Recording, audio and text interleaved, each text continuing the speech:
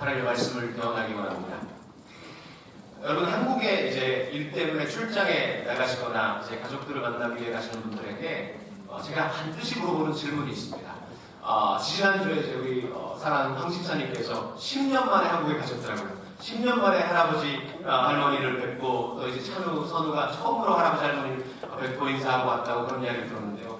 제가 한국에 출타하시는 분들에게 반드시 물어보는 질문이 뭐냐니까, 제가 의식해서 물어보는 건 아닌데 그 질문이 꼭 나옵니다. 그게 뭐냐면은 다른 게 아니고요. 찜질방 가셨어요? 왜냐하면 제가 찜질방은 너무 동경하고 너무 좋아해서 뜨거운 불가마 방이 있죠. 미지근하게 찬 방이 있죠.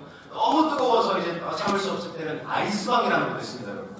이런 땀을 흘리고 나서 마시는 이 식혜와 또 출출해졌을 때 먹는 미역국이 너무나도 좋고 사랑스러워서 제가 뜨거운 불가마에서 땀을 뻘뻘 내면서 이제 내 몸 안에 있는 노폐물이 이제 다 나가는 느낌, 그 느낌도 너무 좋고요. 또 마시는 식혜도 맛있고 그래서 너무 좋아합니다. 그런데 건강 때문에라든지 또 다이어트 하시려고 너무 욕심이 강하게 이제 찜질방에서 몸을 지주시면은 좀 문제가 될 수 있습니다. 수분 섭취를 안 하고 계속 참으면은 위험해질 수가 있다는 말입니다. 열사병이라고 여러분 아시죠? 여름에 많은 중학생들, 고등학생들이 클럽 활동을 하면서 운동을 하면서 오늘은 몇 명 쓰러졌습니다. 오늘 몇 명 병원에 입원했습니다. 그런 뉴스가 나오곤 합니다. 문제가 뭐냐면 몸에서 이제 운동을 하게 되고 열이 올라가게 되고 수분이 몸에서 다 나가게 되면 이제 두통이 이제 생기고요. 심할 때는 경련이 몸에 오고요. 대량의 땀이 나가고 이제 염분이 나가고 하면 심해지면 토하기 나고요. 쓰러지고 그리고 의식을 잃게 된다는 것입니다. 마지막 병과 이제 죽음을 당하고 있는 그런 열사병도 또한 있다는 것입니다. 여러분, 불가마에서 이제 한국 가셨을 때 지주실 때 또한 운동을 뜨겁게 열심히 하실 때 적당하게 쉬시는 게 정말 중요합니다. 수분을 반드시 섭취하셔야 되고요. 적당히 쉬시면서 이 갈증을 해소하셔야 됩니다. 오늘 성경 본문 말씀을 보시면 이 갈증과 관계한 이 갈증이 나오는 유명한 성경의 장면, 그것이 오늘의 성경 본문 말씀인 것입니다. 오늘 성경 말씀 보시면요, 예수님과 또 그분의 제자들은 많은 사람들의 주목을 받으면서 이 사역 가운데 일하시고 계셨습니다. 제자들은 예수님의 말씀을 들으려고 모여오는 군중들에게 이제 세례를 베풀기 시작했고요. 세례를 한 명씩 막 수많은 무리들을 세례를 베풀면서 하나님의 말씀을 대언하고 전해주고 그러면서 이제 예수님과 또 제자들의 인기가 막 끌어올라가니까 당시 종교심이 남다른 이 바리새인들 또 율법학자들에게 있어서는 이 예수님의 존재, 제자들의 존재, 이게 마치 눈에 가시와 같은 그런 존재가 되어버렸다는 것입니다. 그래서 예수님을 향한 질투와 경각심이 그 상황에서 대단했습니다. 그러니 이제 무슨 큰 사건이나 이제 문제가 터질 것 같은 그런 직전의 긴장감이 오늘 본문 말씀에 있다는 것입니다. 그래서 주님께서 3절 말씀에 있듯이 유대를 떠나서라고 했죠. 3절 말씀 보시면 유대를 떠나서 갈릴리로 이제 가시게 된다는 것입니다. 유대 지방에서 예수님이 주로 많은 사역을 행하신 땅 갈릴리로 이제 돌아가시기 위해서는 직통거리로 해서는 사마리아라는 땅을 통과하는 게 제일 빠른 길이었다는 것이죠. 그래서 예수님은 사마리아를 통과하는 길을 택하셨고 그 길을 가십니다. 그러나 문제가 있습니다. 실은 이 사마리아라는 지역은 어떤 지역이냐면 유대인들에게 있어서는 이제 평상시에는 절대로 통과하거나 이제 가지 않는 곳, 말로 꺼내기도 싫은 곳, 이런 곳이 사마리아의 지역이고 그런 장소였던 것입니다. 유대인들은 이 사마리아인들을 멸시하고 외면하고 또 말 그대로 개취급을 하는 그런 민족 간에 이제 분쟁이 있었습니다. 왜냐하면요, 이 사마리아인들은 가나안의 이방 족속들과 이제 아수르와 결혼함으로써 민족적으로 이제 유대인과 이방인의 피가 섞인 혼혈 민족인 것입니다. 또 민족적으로 유대인과 이방인의 피가 섞인 그 혼혈 민족, 유대인들에게 있어서는 이 종교적인 이 전통성, 이것이 중요하지 않습니까? 그 종교적으로 이제 순결하다, 깨끗하다, 피가 깨끗하다, 이런 걸 따지는 사람들이 유대인들이었습니다. 그래서 유대인들은 도저히 이 사마리아인들의 존재 가치를 인정할 수가 없었고요. 인간이라고, 같은 사람이라고 보지 않습니다. 종교 문화를 가지고 있는 이 용납할 수 없는 이 사마리아인들, 더러운 개자식들, 이런 표현으로 사마리아인들을 외면하고 싫어하고 그렇게 했던 것입니다. 우리가 예수님께서 가르쳐 주신 누가복음에 나오는 선한 사마리아인의 예화 잘 아실 것입니다. 그 예화를 잘 알듯이 유대인들은 사마리아인들과 인사도 하지 않습니다. 그런 존재가, 그런 관계가 유대인들과 사마리아인들 속에 있었습니다. 육신적으로는 예수님도 유대인이 아니겠습니까? 뭔가 특별한 상황이나 긴급한 상황이 아니라면 직통으로 예루살렘에서 갈릴리로 가는 것이 아니라 사마리아를 통과해서 가는 것이 아니라 먼 길, 이렇게 돌아서 먼 길을 걸어가서 이제 갈릴리로 향해도 되는, 그렇게 해야만 하는 그런 상황이 당연한 상황인 것입니다. 그런데 오늘 본문 말씀을 보니까 예수님은 다른 일반적인 유대인들과 달리 이 사마리아를 굳이 지나가시면서 그 가시는 길에 수가라고 하는 조그만 동네에 이르시게 된 것입니다. 5절 6절의 말씀을 보니까요, 야곱의 우물이라는 말이 나옵니다. 본문 말씀을 보니까 5절 6절 야곱의 우물. 이 우물이 어떠한 우물이냐고 하면요, 그 유명한 기원전 1천 수백 년 전에 구약 성경의 믿음의 영웅 야곱의 아들 요셉에게 야곱이 물려준 땅, 셰겜이라는 땅이 있었는데요. 그 셰겜에서 이제 2, 3km 거리에 있는 곳이 수가란 마을이었고, 그 수가란 마을 곁에 이제 조그마한 이 유명한 야곱의 샘이라고 하는, 야곱의 우물이라고 하는 그 우물에 예수님께서 거기까지 걸어가셔서 이제 자리에 앉으시게 된 것입니다. 이 1천 수백 년 동안 그 지역의 사람들이 그 우물에서 나오는 물을 마시고 생명과도 같은 거죠. 사막 지역이니까요. 그 야곱의 우물에 이제 예루살렘에서 바쁘게 여행길을 걸어오신 예수님, 사막의 그 뜨거운 길을 걸어오신 예수님께서 때가 제6시쯤에 거기에 이르셨다, 이렇게 성경이죠. 6시라는 것은 유대의 시간으로 낮 12시를 뜻합니다. 이제 사막의 태양이 제일로 높게 떠있는 그 시간대에, 제일 뜨겁고 힘든 그 시간에, 더운 그 시간에 주님은 우물가에 앉으신 것입니다. 제자들이 식량을 사기 위해서 마을로 들어간 그때였습니다. 제자들은 아무도 없고 이제 홀로 예수님께서 남으셔서 쉬고 계시는 그 상황 가운데에 멀리서 한 사마리아 여인이 이제 물을 길러 우물가에 멀리서 한 발짝 한 발짝 걸어온다는 것입니다. 그 여인이 다가오고 물을 이렇게 우물에서 캐려고 하니까 주님께서 먼저 말을 건네시네요. 여인이여, 물 좀 주시오.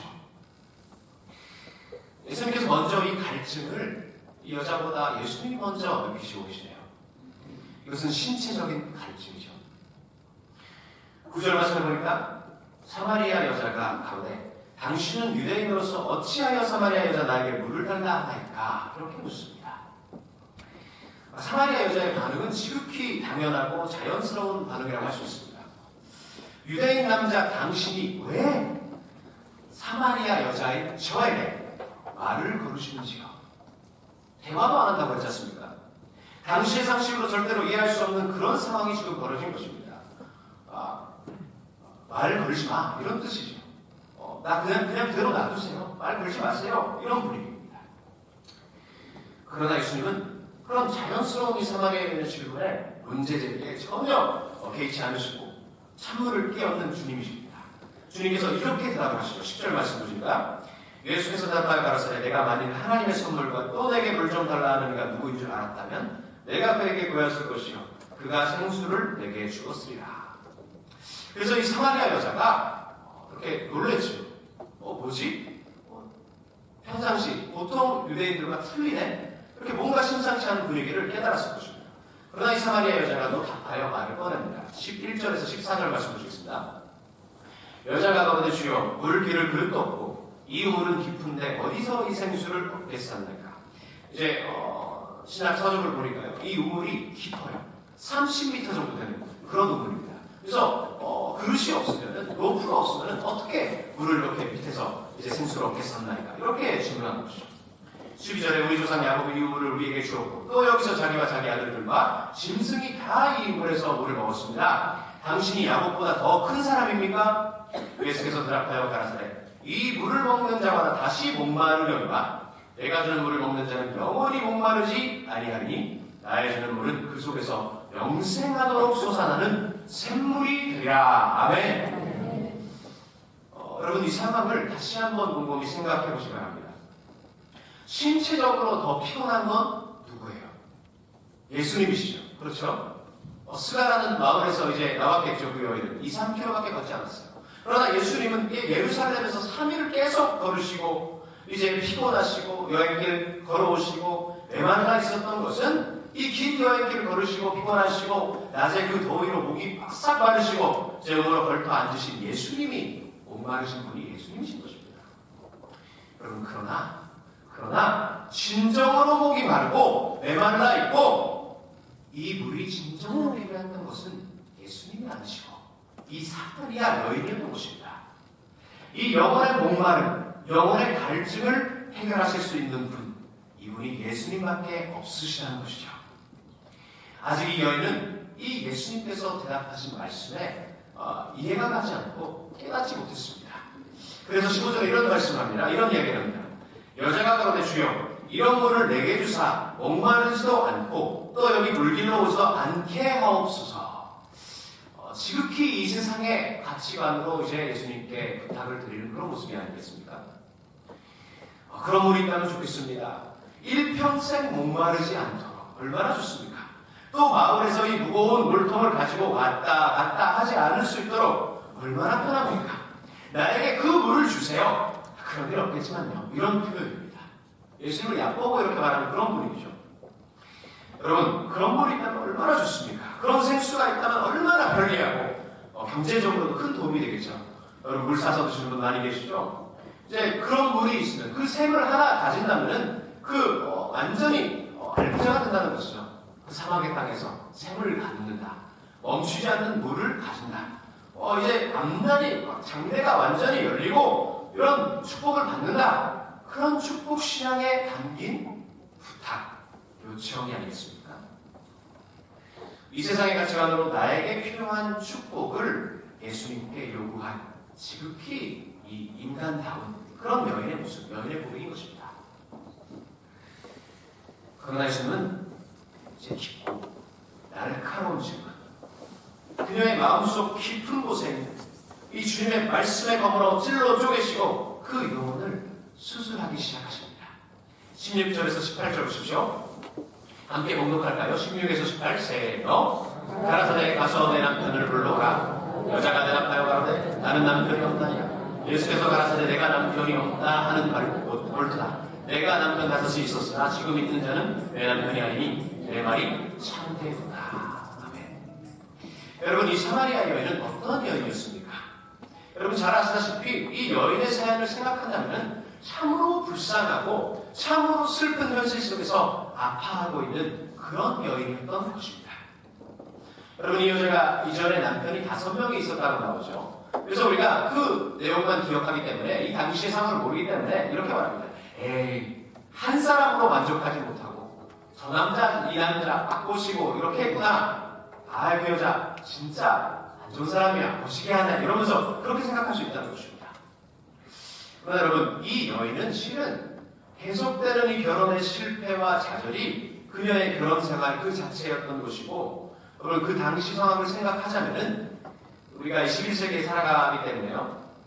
우리들이 이혼하고 재혼하고 하는 것이 사회적으로 정말 흔한 일이 되어버렸습니다. 미국에서도 그렇고요. 일본에서도 이혼율이 계속해서 높아지고, 제가 충격이었던 사실은요. 그렇게 예수를 믿는 크리스찬들이 많다는 크리스찬 국가라고 하는 한국이 이혼율이 일본보다 못하는 사실 여러분 아십니까? 제가 충격이었어요. 참 이런 상황 가운데서 이 상황 가운데서 우리가 살아가고 있습니다. 그러나 이 당시 예수님이 사신 2000년 전에는 그런 시대가 아닙니다. 더불어 이 당시 여성에게는 여성의 인권 이런 것들이 전혀 없습니다. 그런 사회에서 이 여자는 살아가고 있었다는 것이죠. 이 당시의 여성들에게 스스로 이혼한다, 이 남자 싫어서 안 돼, 못 살아, 나가겠다, 이혼하겠다 이런 게 말이 안 통합니다. 그런 게 없어요. 그렇게 하고자 하면 죽는 겁니다. 권리조차가 없었기 때문입니다. 그렇다면 이 여자가 왜 5번이나 시집가고 결혼하고 살다가 또 결혼하고 또 실패하고 왜 그랬을까? 많은 성경학자들이 말하기를 이 여자는 결혼을 계속해서 5번이나 하게 됐는데요. 남편 쪽에서 이 여자를 버린 것이죠. 남편이 여자가 싫어서 떠난 것입니다. 아니면은 남편이 병으로 죽거나 전쟁으로 죽거나 무슨 일이 있어서 사고로 죽거나 이러면서 이혼을 할 수밖에 없었다. 5번이나 결혼에 실패할 수밖에 없었던 참으로 이 화려한 경력을 가지신 그런 누님이 사마리아 여인이라는 것입니다. 이런 비참한 결혼 생활에 실패를 계속하면서 좌절을 겪어온 그녀의 마음이 여러분 어땠을까요? 여러분 어땠을까요? 한 번의 이혼도 벅차고 힘들고 큰 상처가 되는데 5번이나 버림을 받고 그런 상황에서 과거의 실패를 인한 상처 때문에 남자들을 도저히 용서할 수 없는, 남자들을 믿지 못하는 그런 상황에 이 여자가 있지 않았을까요? 한두 번도 아니고 5번이나 결혼 생활을 한탄하면서 자기 자신을 얼마나 많이 수없이 탓했을까요? 얼마나 자신을 사랑하지 못해서 용서하지 못해서 우울증에 시달렸을까요? 이제는 내 미래에는 아무런 희망도 미래가 없다. 꿈을 꿀 수가 없다. 떨어질 때까지 떨어진 인생. 남들에게도 버림받고 남자에게도 버림받고 자신에게도 버림받고 비참하고 참으로 고독한 인생. 그런 인생길을 하루하루 이제 죽지 못해 살아가는 그런 여인이야말로 이 사마리아 여인이었던 것입니다.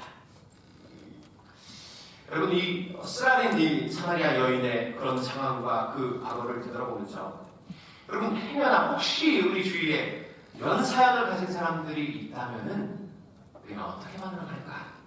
우리가 어떻게 그 사람을 다룰까? 교회에 그런 사람들이 왔다고 생각해 보세요. 어떻게 그 사람들에게 대할까? 참 고민이 되는 부분이죠. 여러분 어떻게 하시겠습니까? 우리는 태생적으로 죄인이기 때문에 저부터 그럴 것 같아요. 우리의 가벼운 입술이 막 참을 수가 없어서 안 나라는 것이죠. 바로 소문이 막 교회 안에서 돌지 않겠어요? 더군다나 그 작은 동네에서 그 땅 수가에서 5번이나 결혼에 실패하고 버림받은 여인을 비하하며 수근수근거리면서 욕할 것 같습니다. 저 작은 동네 수가 여자 알지 너? 이거 비밀인데 저 여자 있잖아. 요즘에 왔잖아. 저 사람 요즘에 교회 왔잖아. 알지? 남자가 또 버리고 이혼하고 5번이래. 그 여자 팔자가 꼬여도 너무 꼬였어. 아니 그 여자가 문제 있으니까 남편이 나가지. 안 그러면 그렇게 버리고 갔겠어? 흑년의 팔자야 이러면서 있는 말 없는 한 지어내면서 이제 그 동네에서 이 여자는 안 좋은 rum으로 이제 얼굴을 들 수 없는, 고개를 들 수 없는 그런 상황이 여자의 형편 상황이었습니다. 사마리아의 그 작은 동네 수가에서 왕따인 이 여인이 낮 12시에 우물노브를 받으러 간 이유도 또한 여기 있다는 것이죠. 낮 12시, 사막의 땅에서 낮 12시 제일로 태양이 뜨거운 그 시간대입니다. 유대인들이나 또한 일반적인 사마리아인들은 그 낮에 물을 가져갈 가는 사람이 없다는 것이죠.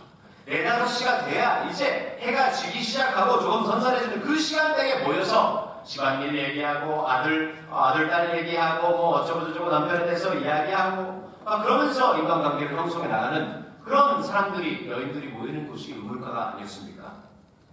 그런데 거기에 얼굴조차 내밀 수 없는 것이에요. 낄 수가 없는 것이에요. 제일로 덥고 태양이 뜨거운 그 시간대에 갈 수밖에 없는 불쌍한 여인이 이 사마리아 여인이라는 것입니다. 이제 아무도 만나기 싫은 것이죠. 다른 이만 사람과 대화조차 건네기 힘든 것일 겁니다. 안녕하세요 그 한마디가 안 나오는 것이에요. 그런 처지까지 가버린 참 밑바닥의 인생. 마치 사막에서요. 땅이 말라 비틀어버린 그런 땅과 같이 수분의 한 방울도 찾아볼 수 없는 메마른 마음으로 억눌려서 살아가는 이 여인에게 예수님께서 찾아오셨다는 것입니다. 이 사마리아 여인과의 그 만남은 주님이 계획하시고 주님이 이루신 그런 계획 가운데 있었다는 것입니다. 여러분 이제 아시겠습니까? 왜 주님이 다른 유대인들과 같이 멀리 돌아서 갈릴리를 향하지 않으신 이유를요. 일부러 유대인들이 가지 않는 그 사마리아에게 그 길을 택하시고 밤낮으로 사막을 걸으시고 뛰시고 여행하시면서 험한 길을 걸어오신 예수님, 딱 그 시간 그 순간 12시 정오에 이 우물가에 예수님께서 왜 앉으셨는지요. 그것은 이 우물가의 여인을 만나기 위한 하나님의 크신 계획 안에 예수님이 계셨다. 이런 말씀이 되겠습니다. 하나님께서 하나님이시기 때문에, 예수님께서 전능하신 하나님이시기 때문에 그것이 가능한 줄로 믿습니다. 아멘. 이 찢어진 여인의 마음과 영혼을 치유하시고 구원하시기 위해서 주님은 이 사마리아 땅을 택하셨고 이 야곱의 우물에 일부러 앉으신 것입니다. 여러분 어떠십니까? 이 여인이 가지고 있는 갈증, 목마름이 저와 여러분에게도 있는 것이 아닌지요?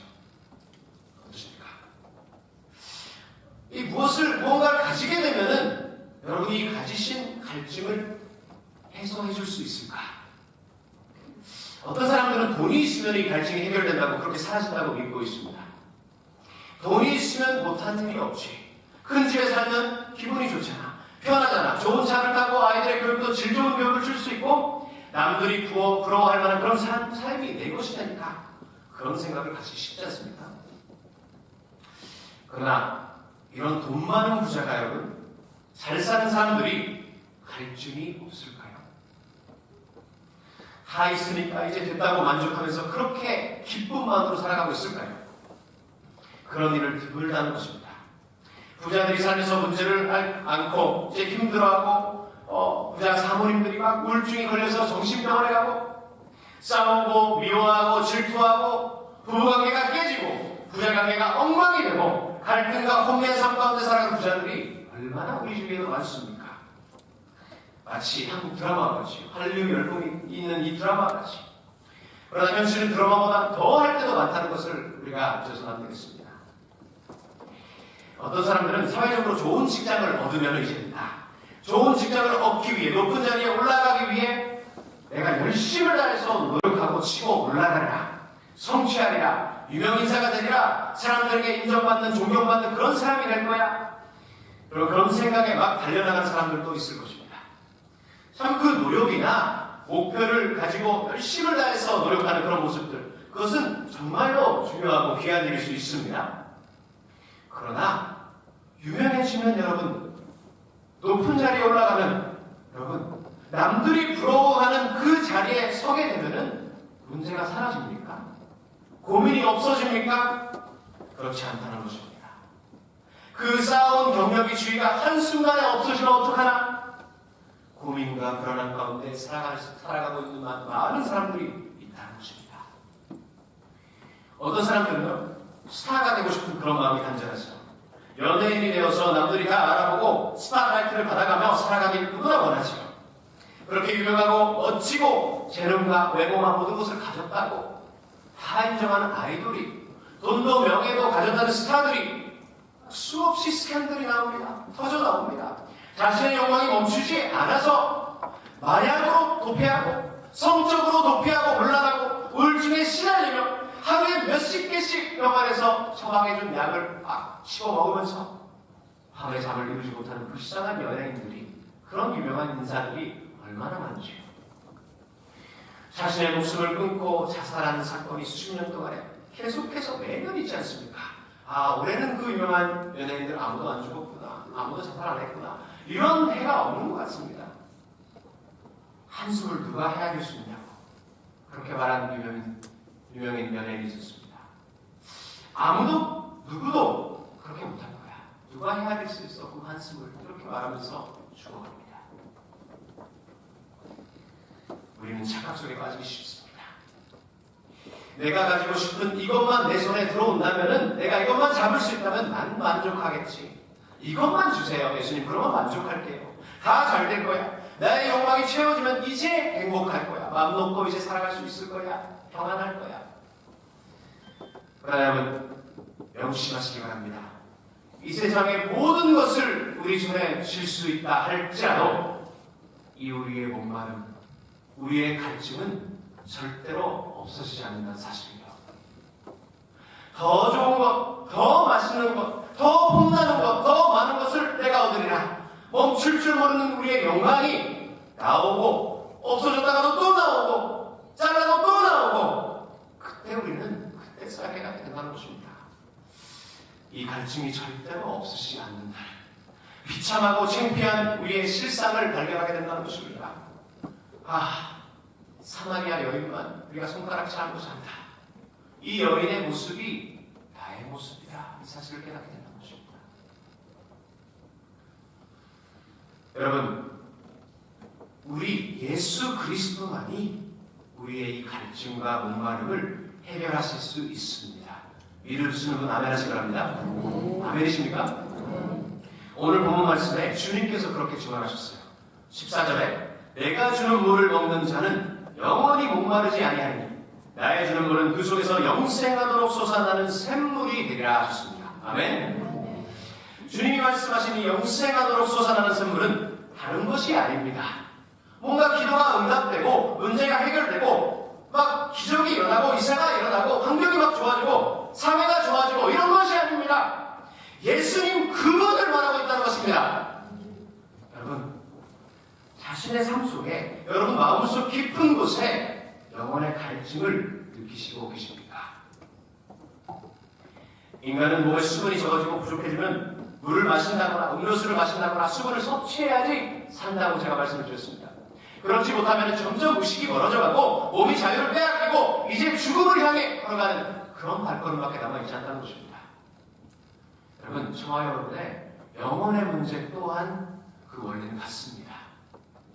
우리가 메말라 있는데 우리 영혼이 실제로 메말라 있고 아무런 감동이 없고 믿음이 사라지고 이 그대로 메말라 있는 그대로 이 영혼을 내버려 둔다면 언젠가 멀지 않아 영혼이 말라 죽어버린다는 것입니다. 눈에 보이는 성공이 축복이 남들이 보기에는 있다 할지라도 남들이 보고 막 부러워서 바라보는 그런 삶을 내가 살아간다 할지라도 내 영혼이 메말라 있는 그런 상태를 성경은 뭐라고 말하고 있습니까? 산시체라고 표현합니다. 산시체요. 돈이나 한순간에 없어질 그 기쁨과 쾌락이 아니라 우리의 영혼이 목마르지 않는 그 생수 예수님을 믿고 그분을 마시며 모든 갈증에서 해방받아서 예수님만으로 만족하시는 여러분 되시기를 주님의 이름으로 축원드립니다. 아멘. 예수님이 주시는 물을 마시는 자는 결코 목마르지 않습니다. 주님이 주시는 이 물을 마시게 되면 그 속에서 영생하도록 솟아나는 샘물이 되어서 계속해서 물이 나오기 때문입니다. 이 사마리아 여인은 예수님의 입술에서 나오는 생명의 말씀을 한마디 한마디 겪어보면서 그 말씀을 음미하면서 들으면서 그때까지 말라 비틀어진 자신의 영혼이 솟생케 되는 그런 것을 체험하고 있다는 것입니다.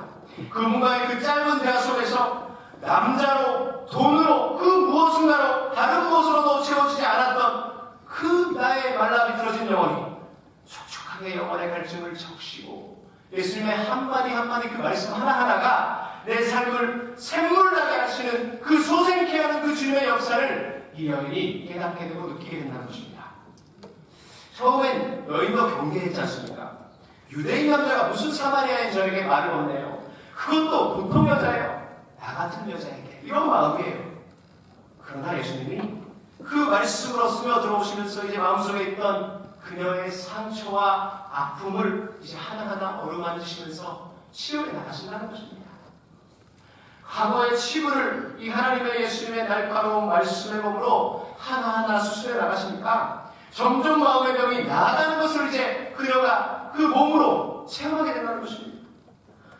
우울하고 창피했던 내 과거가 어쩔 수 없었던 이 문제로 마셔도 갈증이 목마름이 없어지지 않았던 나의 갈증도 내 운명이 생명수 되신 예수님이 들어오시면서 점점 치유되고 있구나. 샘물이 내 마음속에서 솟아나는구나. 이 여인의 마음 영혼이 변화되자 이 여인의 말도 태도도 이제 표현적으로도 외적으로 나오면서 변화가 나타나는 것입니다. 아멘. 19절 20절 말씀 보시겠습니다.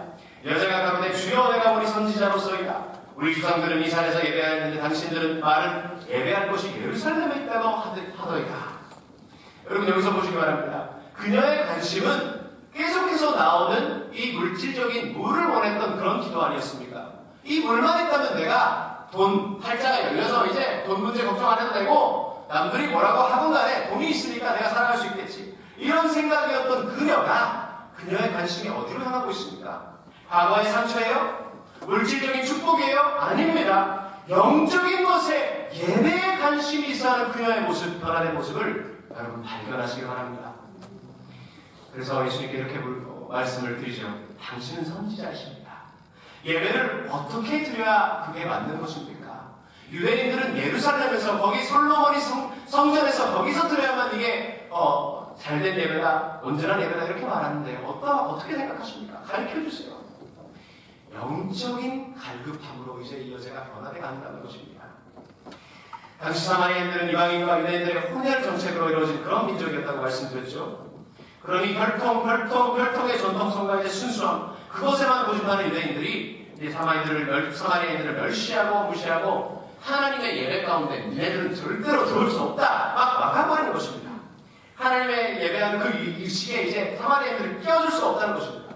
그래서 사마리아인들이 어떻게 했습니까? 그래도 우리도 믿음이 있는데 선조 대대 이제 내려오는 그 믿음과 성경이 있는데 어떻게 그걸 외면하겠습니까? 그러면서 자기네들끼리 이제 그리심산에다가 이제 그들만의 예배소를 처소를 만들어서 그들도 선조들의 하나님 아브라함, 이삭의 하나님, 야곱의 하나님이시오 그러면서 그들만의 예배 문화를 이제 형성해 나갔다는 것이죠. 그러나 유대인들은 그것을 인정을 안 했죠. 이제 민족적인 갈등과 종교적인 대립이 이제 예배와 장소 또한 이 종교의식 가운데 너무너무 많은 그런 상황 가운데 있었죠.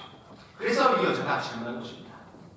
예수님께서 21절에서 24절에 이렇게 답합니다.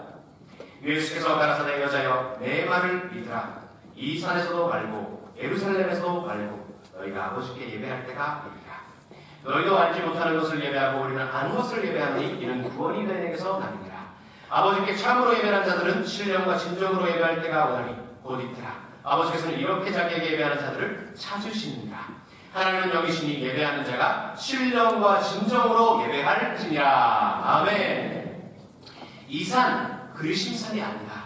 사마리아인들이 예배하는 이 그리심산도 아니고 유대인들이 그렇게 지키고 그렇게 좋게 생각하는 예루살렘 성전도 아니고 장소나 종교나 전통성이나 이런 것들이 다 아니고 하나님이 부어주시는 신령, 성령으로 진정한 예배를 드릴 때가 온다. 바로 이때다. 이렇게 가르쳐주시는 것입니다. 성령님의 총명으로 빛을 발하서 그분이 지시하시는 그 말씀이 가르쳐주시는 메시아 예수 그리스도를 통해서만 하나님은 온전한 예배를 드리신다고 믿으시기 바랍니다. 그래서 다른 종교가 다 거짓말입니다. 예수님 없는 종교는 다 가짜예요. 예수님 없는 종교가 어떻게 종교가 될 수 있습니까? 하나님께서 이 한 분만 메시아로 주님께서 정하셨는데요.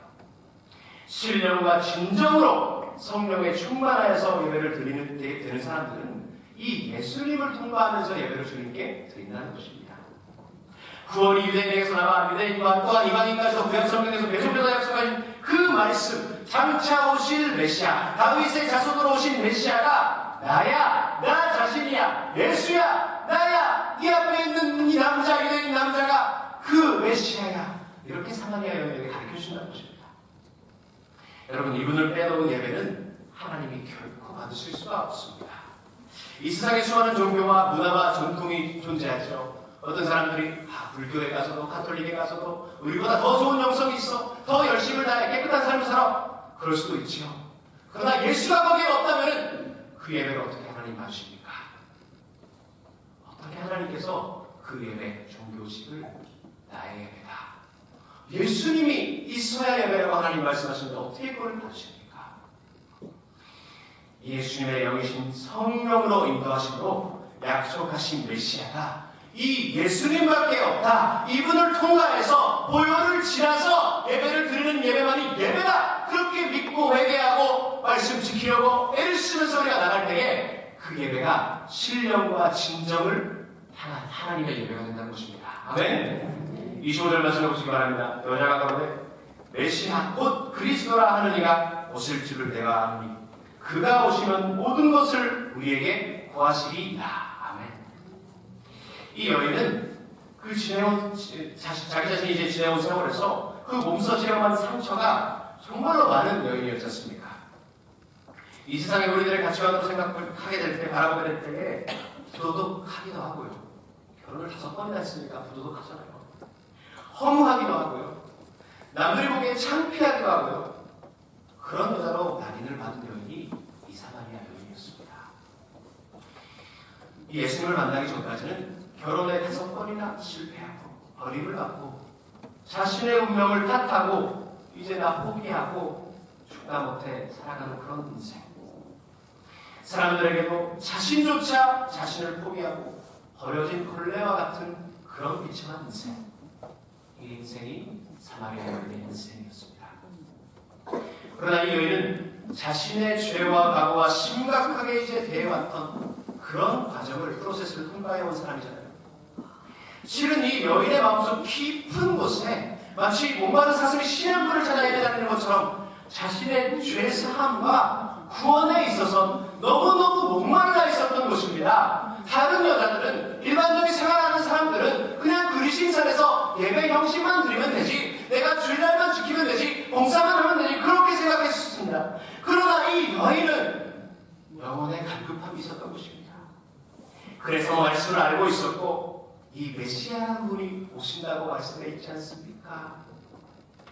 여자가 보내 메시아 곧 그리스도라는 이가 오실 줄을 내가 아노니 그가 오시면 모든 것을 우리에게 고하십니다. 메시아가 그리스도라는 이가 오셔서 모든 것을 가르쳐 주신다고 성경에 있습니다. 반드시 그렇게 저는 들었습니다. 그리고 제가 부족하지만 그렇게 믿고 있습니다. 메시아가 오시면 모든 것을 밝혀주시고 나 같은 죄인도 용서를 받을 수가 있나요? 나같이 뻔뻔히 실패하고 남들에게 버린 내 삶도 변화를 받을 수가 있을까요? 메시아 그분만이 오시면요, 이 영혼의 깊은 곳에 있는 영적인 갈망이 뜨겁게 있는 사람에게만 예수님은 반드시 나타나십니다. 찾아와 주십니다. 26절 말씀 예수께서 이르시되 내가 말하는 내가 그러라 하십니다. 주님이 구세주 메시아라는 사실을 알리십니다. 여러분, 우리가 체험한 아픔도 절대로 인간이 회복할 수 없다고 느껴지는 그 상처와 절대 절망적인 그런 사건, 그런 일까지도 여러분의 가족 대대로 내려오는 여러분을 붙잡고 있는 저주가 있다 할지라도 우리를 구하오신 메시아 예수를 만나게 된다면요, 모든 문제가 되지 않습니다. 믿으시는 분 아멘 하시겠습니다? 다 모든 문제가 해결된다는 것입니다. 찢어질 때까지 찢어진 우리의 상처도, 우리의 과거의 아픔도, 그런 아픔을 인해 예수님을 만날 수 있는 기회로 예수님께서 그렇게 삼아주신다는 것입니다. 놀랍지 않습니까? 우리가 우리 자신을 사랑하지 못하게 된 계기, 그 사건, 그 상처까지도 예수님은 주님을 만날 계기로, 그 도구로, 은혜의 통로로 사용하신다는 그 사실입니다. 로마서 8장 24절에 이런 말씀이 있습니다. 로마서 8장 24절에서 우리가 소망으로 구원을 얻었으되 보이는 소망이 아니 보는 것을 누가 바라리요? 여러분, 보이는 것을 얻고 성취하는 것, 눈에 보이는 그 무언가에 우리가 갈증을 해소하려고 해도 절대로 그 갈증이 해결이 안 됩니다. 마시면 마실수록, 가지면 가질수록 만족이 없습니다. 평안함이 사라지고 불안하고 우울증 환자같이 영적으로 정신적으로 병들어버린다는 것입니다. 그러나 그런 비참하고 죄 가운데서 막 못 나오는 물속에서 허우적거릴 수밖에 없는 그런 운명적인 죄인들의 현실을 우리가 알고, 또한 우리 주님이 아시고 우리를 긍휼히 여겨주십니다. 믿으십니까? 우리를 불쌍히 여겨주시고 우리의 연약함을 위해 중보하시는 주님, 우리를 위해 도우시고 이 목마름을 해소할 수 있도록 인도하시는 주님, 얼마나 놀라운 그 사랑이겠습니까? 로마서 8장 26절에서 18절에 이런 말씀이 있습니다. 제가 언급해드리겠습니다. 이와 같이 성령도 우리의 연약함을 도우시나니 우리가 마땅히 빌바를 알지 못하나 오직 성령이 말할 수 없는 단식으로 우리를 위하여 친히 간구하시니라. 마음을 감찰하시는 이가 성령의 생각을 하시나니 이는 성령이 하나님 뜻대로 성도를 위하여 간구하시니라. 우리가 알거니와 하나님을 사랑하는 자 곧 그 뜻대로 부르심을 입은 자들에게 모든 것이 합력하여 선을 이루느니라. 아멘. 말씀을 맺도록 하겠습니다. 주님 안에서 형제 자매가 되신 사랑하는 성도 여러분, 다시 한번 우리가 오늘 말씀에 찔려서 오늘 말씀에 하나님의 음성에 예수님의 그 말씀의 입술에 인도하심을 받아서 우리들의 마음과 우리들의 생각과 우리의 가치관과 우리의 영혼의 상태를 한번 점검해 보시기 바랍니다. 우리가 1년에 한 번씩 병원에 가서 온몸을 이제 점검하고 아프면 병원에 가고 그렇습니다. 우리의 상태, 영적인 상태 다시 한번 살펴보시기 바랍니다.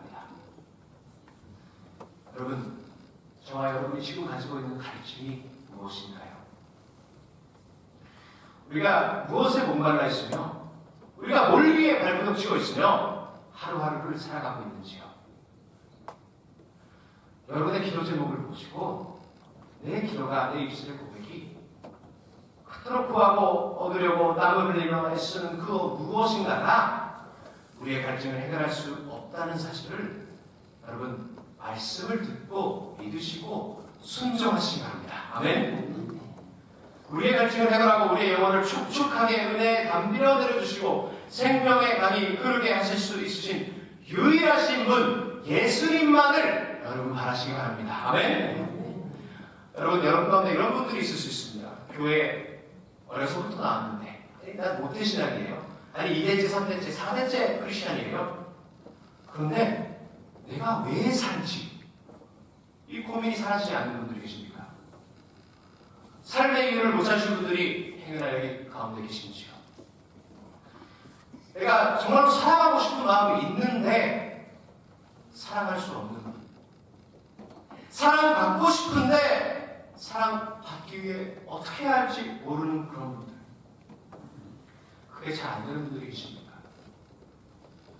여러분이 지금 있는 이 자리에서, 이 상황에서, 여러분의 삶 속에서 자유로워지고 싶은데 아무한테도 말 못한 음식에 취한 사람처럼 뱉어내지 못한 그 무언가에 시달리면서 살아가는 분이 이 속에 계실 수도 있습니다. 이 세상의 모든 걸로 이 공허함을 채워보려고 내 갈증을 해결해보려고 애쓰시는 분들이 계십니까? 진행형으로요. 아직도 이것만 있으면 되겠지. 이것만 주시면 내가 만족할 수 있어. 이것만 따면 내가 하나님께 올려드릴 거야. 이런 분들 계십니까? 아니면 이런 분들 계십니까? 과거에는 나도 한때 정말 좋은 크리스찬이었어. 내가 지구장까지 했잖아. 구역장 됐어. 열심히 공사하고 열심히 헌금했어. 기쁨이 넘치는 신앙생활을 과거에 보내왔었는데 그런 넘치듯이 흐르는 생수의 강이 과거에는 반드시 진짜로 흘렀는데 그것이 흔적도 없이 사라져버린 분들 가운데 계십니까? 어떠십니까? 남을 탓하고 사회를 탓하고 교회를 탓하고 목사를 탓하고 입술의 감사와 찬양이 또한 주님 주시는 평강이 삶의 현장 속에서 살아가신 분이 이 가운데 계시지 않습니까?